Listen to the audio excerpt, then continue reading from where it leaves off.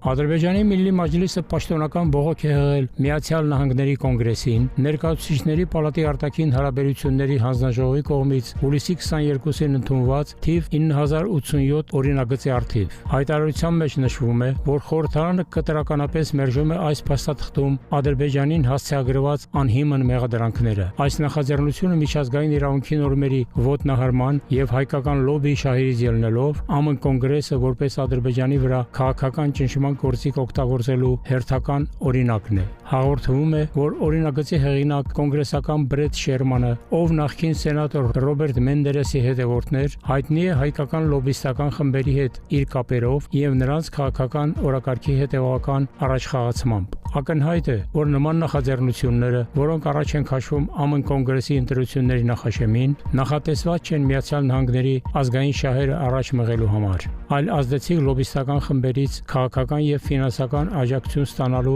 նպատակ է հետապնդում։ Նմանատիպ կեղտոտ առաքելություն է իրականացնում նաեւ Միջազգային քրեական դատարանի նախկին դատախազ Լուիս Մորենո Օկամպոն։ Միջազգային հանրությունը տեղյակ է, որ նա քաղաքական դրդապատճառներով զեկույցներ է պատրաստել հայկական լոբբիստական շրջանակների հետ կապված անձանց, այդ թվում հայազգի ռուսաստանցի գործարար Սամվել Կարապետյանի ֆինանսական աջակցությամբ։ Միլլի Մեջլիսը մտահոգություն է հայտնել, որ նման քայլերը ձեռնարկվում են Ադրբեջանի եւ Հայաստանի միջև խաղաղության օրակարգի հետևողական առաջխաղացման ժամանակահատվածում։ Այդ փորձերը ոչ միայն խաթարում են վստահության մթնոլորտը, այլև խոչընդոտում են խաղաղության գործընթացին, ասվում է հայտարարության մեջ։